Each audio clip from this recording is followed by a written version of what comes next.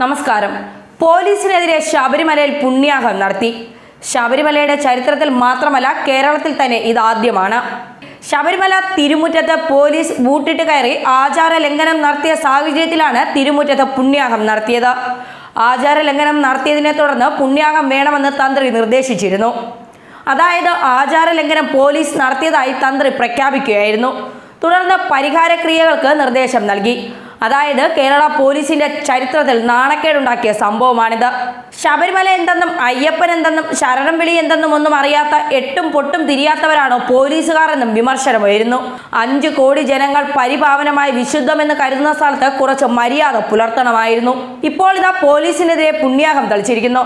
അതോടൊപ്പം മറ്റൊരു കാര്യം, ശബരിമലയിൽ ആചാര ലംഘനം നടത്തിയ പോലീസിനെതിരെ വകുപ്പ് തല നടപടി ഉണ്ടാകുമോ എന്നാണ്. ഇതിനായിരുന്നുവോ പോലീസുകാരെ അവിടേക്ക് അയച്ചത്? ക്ഷേത്രത്തെ മലിനമാക്കുമ്പോഴാണ് പുണ്യാഹം തളിച്ച് ശുദ്ധീകരിക്കുന്നത്. എന്നാൽ ക്ഷേത്രത്തിന് കാവൽ നിന്ന പോലീസുകാർ തന്നെ അതിനെ മലിനമാക്കിയ സംഭവം ആരെയും ഏതൊരു വിശ്വാസിയെയും ഏറെ വേദനിപ്പിക്കും. മാളികപ്പുറത്തും ശ്രീകോവിൽ മുറ്റത്തും നടപ്പന്തലിലുമെല്ലാം പുണ്യാഹം തളിച്ച് ശുദ്ധിയാക്കി. പോലീസ് ചെയ്തത് തെറ്റാണെന്നും വീഴ്ച പറ്റിയെന്നും സന്നിധാനം സ്പെഷ്യൽ ഓഫീസർ പറഞ്ഞിരുന്നു. പോലീസിനെതിരെ നടപടിയെടുക്കുമെന്നും അദ്ദേഹം പറഞ്ഞിരുന്നു. എന്നാൽ എന്ത് നടപടിയാണ് ആ പോലീസുകാർക്കെതിരെ സ്വീകരിച്ചതെന്നറിയാൻ ലോകത്തിനും ഭക്തർക്കും അവകാശമുണ്ട്. ശരിക്കും പോലീസുകാർക്ക് ശരാശരി ബോധവും മറ്റും ഉണ്ടായിരുന്നതിൽ ഇത് ചെയ്യില്ലായിരുന്നു. മാത്രമല്ല ഇവർക്ക് കണ്ണില്ലായിരുന്നോ?